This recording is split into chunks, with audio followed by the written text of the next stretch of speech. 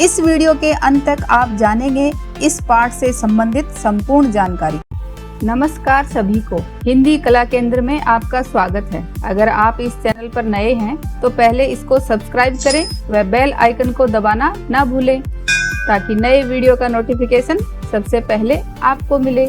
बच्चों, आज हम पढ़ने जा रहे हैं हमारी हिंदी की पुस्तक का पाठ 11, जिसका शीर्षक है जो देख कर भी नहीं देखते।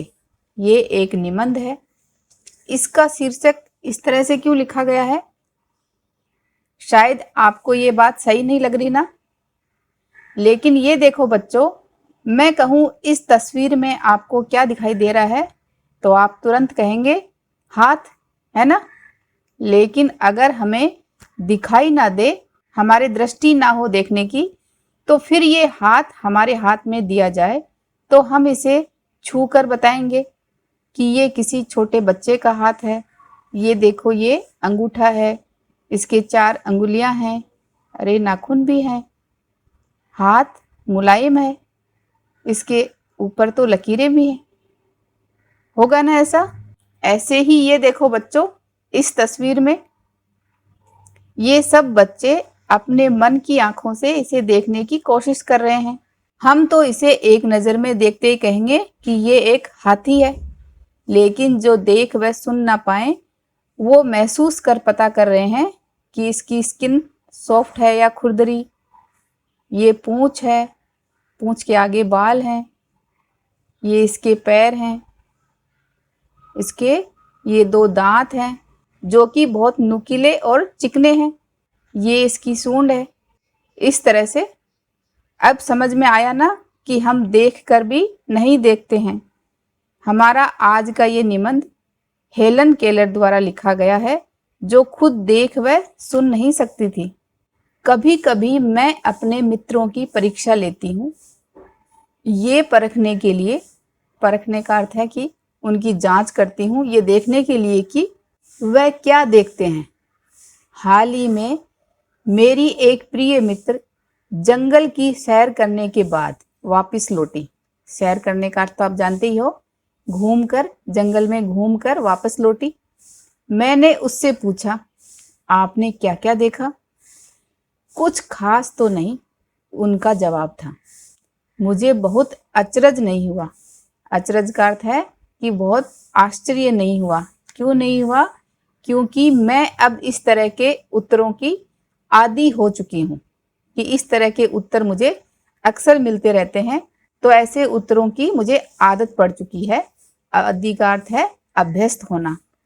जैसे आप लिखते हो सेब, संतरा, केला आदि, वो आदि एटसेट्रा के रूप में आता है। यहाँ ये इसके दी की मात्रा बड़ी है तो ये बना आदि, यानी अभ्यस्त होना। मेरा विश्वास है कि जिन लोगों की आंखें होती हैं वे बहुत कम देखते हैं। क्या ये संभव है कि भला कोई जंगल में घंटा भर घूमे और फिर भी कोई विशेष चीज न देखे? तो हेलन को लग रहा है कि ऐसा भला कोई संभव है कि जंगल में कोई घंटों भर घूमे और उसे कोई विशेष चीज ही ना दिखे और वापस आकर वो क्या कहे कि ऐसा मैंने कुछ खास नहीं देखा। जिसे कुछ भी दिखाई नहीं देता को भी सैकड़ों रोचक चीजें मिल जाती हैं। रोचक का अर्थ है इंटरेस्टिंग, रुचि बढ़ाने वाली बहुत सारी चीजें मिल जाती हैं जिसको कुछ दिखाई नहीं देता उसको भी, जिन्हें मैं छूकर पहचान लेती हूँ। मैं भोजपत्र के पेड़ की चिकनी छाल। भोजपत्र एक ऐसा पेड़ जिसके पत्र लिखने के काम आते थे, तो ऐसे पेड़ की जो उसके तने का बाहरी किनारा होता है, उस छाल को भी मैं छूकर पता कर लेती हूँ कि उसकी छाल कैसी है, चिकनी है। और चीड़ की खुरदरी यानी रफ उसकी छाल को स्पर्श से पहचान लेती हूँ। स्पर्श का अर्थ है उसको छूकर पहचान लेती हूँ। और जिनके आंखें हैं, जो घूम कर आए हैं, उन्हें कुछ दिखाई नहीं दे रहा, तो इससे पता चल रहा है ना कि जिनकी आंखें होती हैं वो सच में बहुत कम देखते हैं। वसंत के दौरान, वसंत ये एक ऋतु है, उस समय मैं टहनियों में नई कलियां खोजती हूँ। तो बच्चों, ये तो पता ही ना आपको कि वसंत ऋतु आती है तो सारे पेड़ पौधों पर छोटी छोटी नई कोंपलें फूट पड़ती हैं। तो हेलन भी उन कोंपलों को छूकर देखकर पता कर लेती हैं कि अभी वसंत ऋतु आ गई और उनके ऊपर नई नई कलियां आ गई हैं। मुझे फूलों की पंखुड़ियों की मखमली सतह छूने, फूलों की जो पंखुड़ियां होती हैं उनके सतह का अर्थ है कि उनका ऊपरी भाग, उसको छूकर और उनकी घुमावदार बनावट महसूस करने में अपार आनंद मिलता है। यानी मुझे बहुत अच्छा लगता है, बहुत मज़ा आता है। इस दौरान मुझे प्रकृति के जादू का कुछ एहसास होता है। तो इस समय लेखिका कह रही है कि मुझे प्रकृति के जादू का एहसास होता है, क्योंकि प्रकृति ने ही तो इतने सुंदर सुंदर फूल बनाए, किसी की सतह मखमली बनाई तो किसी फूल को घुमावदार अलग तरह की रचना में बनाया। तो हेलन उनको छूकर महसूस कर रही हैं। कभी जब मैं खुशनसीब होती हूँ, खुशनसीब का अर्थ है भाग्यशाली होती हूँ, तो टहनी पर हाथ रखते ही किसी चिड़िया के मधुर स्वर कानों में गूंजने लगते हैं। अपनी अंगुलियों के बीच झरने के पानी को बहते हुए महसूस कर मैं आनंदित हो उठती हूँ। तो अभी हेलन को कुछ दिखाई नहीं देता, तो वो हर चीज़ों को छू कर महसूस करती हैं। तो कई बार वो चिड़ियों के चहचहाने की ध्वनि को महसूस करती हैं, तो कभी बहते पानी में अपने हाथ पैर रखकर उसके बहाव को महसूस करती हैं। मुझे चीड़ की फैली पत्तियां या घास का मैदान किसी भी महंगे कालीन से अधिक प्रिय है। बदलते हुए मौसम का समा का अर्थ है कि वातावरण या माहौल मेरे जीवन में एक नया रंग और खुशियां भर जाता है। जैसे जैसे मौसम बदलते हैं वैसे वैसे वो महसूस करती हैं कि बदलता मौसम उनके जीवन में नया रंग व खुशियां भर रहा है, क्योंकि वो हर एक चीज को महसूस कर रही है जो हम अपनी आंखों से देख नहीं पा रही हैं।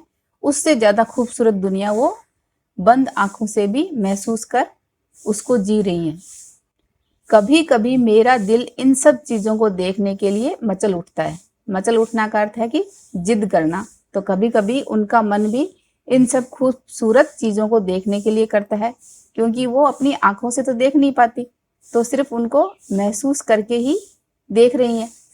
अगर मुझे इन चीजों को सिर्फ छूने भर से इतनी खुशी मिलती है, तो उनकी सुंदरता देखकर तो मेरा मन मुग्ध ही हो जाएगा।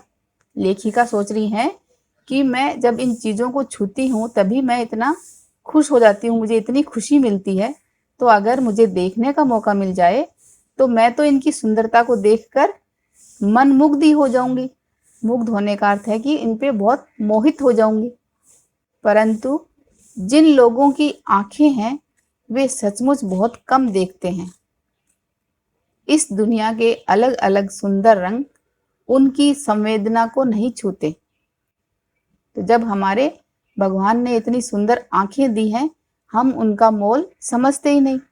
दुनिया में जो अलग अलग सुंदर रंग हैं, उनकी संवेदना यानी जो उनकी अनुभूति है, उसको हम छू ही नहीं पाते। मनुष्य अपनी क्षमताओं की कभी कदर नहीं करता। क्षमताओं का अर्थ है कि शक्ति, योग्यता या जो काबिलियत हमारे में है, उसकी तो हम कदर ही नहीं करते। कदर का अर्थ है कि उन गुणों की पहचान करना। वह हमेशा उस चीज की आस लगाए रहता है जो उसके पास नहीं है। जो भगवान ने हमें चीजें दी हैं, उनकी तो हम कदर करते ही नहीं, और जो हमारे पास नहीं है उनके बारे में हम सोचते रहते हैं। ये कितने दुख की बात है कि दृष्टि के आशीर्वाद को लोग एक साधारण सी चीज समझते हैं। दृष्टि के आशीर्वाद यानी जो हमारी देखने की जो दृष्टि हमें भगवान ने दी है, ये हमें भगवान के आशीर्वाद से ही तो मिली है। तो इस आशीर्वाद को तो हम एक साधारण सी चीज समझते हैं, जबकि इस नियामत का अर्थ है कि जो ये ईश्वरीय देन है भगवान ने जो हमें दी है, इससे जिंदगी को खुशियों के इंद्रधनुषी रंगों से हरा भरा जा सकता है। जैसे इंद्रधनुष में बहुत सारे रंग होते हैं, वैसे ही सिर्फ ये जो देखने की दृष्टि हमारे पास है, इससे ही हम अपनी जिंदगी को खुशियों से भर सकते हैं। तो देखा ना बच्चों, भगवान ने हमें देखने, सुनने व समझने की शक्ति दी, फिर भी हम अपने इन गुणों से अनजान हैं। इन्हीं गुणों की वजह से तो आज मैं बोल पा रही हूँ और आप मुझे सुन पा रहे हो, है ना। तो आज से क्या करना है, भगवान ने जो हमें दिया है उसका शुक्रिया, और हमारे अंदर जो गुण हैं इनसे ही हम अपना व दूसरों का जीवन खूबसूरत बनाएंगे। इस निबंध की लेखिका हैं हेलन केलर। थोड़ा सा इनके बारे में जान लेते हैं। हेलन केलर जो कि अमेरिका में पैदा हुई थी 1880 से 1968 तक, एक ऐसा नाम है जो घोर अंधकार के बीच भी रोशनी देता रहा। घोर अंधकार के बीच रोशनी देता रहा क्यों कहा गया? क्योंकि वो तो बचपन से देख नहीं पाती थी, तो इतने अंधकार के बाद भी उन्होंने रोशनी दी। कैसे? कल्पना करो कि जो न सुन सकता हो न देख सकता हो, फिर भी वह लिखना, पढ़ना और बोलना सीख ले, भरपूर आशा आकांक्षा के साथ जीवन जीने लगे और उसके योगदान दुनिया के लिए यादगार बन जाए। ऐसी थी हेलन केलर। जब वे 1.5 वर्ष की थी, बचपन की एक गंभीर बीमारी की वजह से उनकी देखने और सुनने की शक्ति जाती रही, लेकिन उन्होंने हार नहीं मानी। कॉलेज के दिनों में ही प्रकाशित उनकी आत्मकथा स्टोरी ऑफ लाइफ में वे लिखती हैं कि मुझे ये तो याद नहीं कि ऐसा कैसे हुआ, लेकिन ऐसा लगता था कि रात कभी खत्म क्यों नहीं होती और सुबह क्यों नहीं आती, क्योंकि उनकी तो आंखें बंद थी तो उन्हें तो हमेशा रात ही लगती थी। तो उनको लगता था कि ये रात इतनी लंबी क्यों है, सुबह क्यों नहीं आती। दुनिया की सभी भाषाओं में इस किताब के अनुवाद हुए हैं। इसके अलावा भी उनकी 10 पुस्तकें और सैकड़ों लेख प्रकाशित हुए हैं।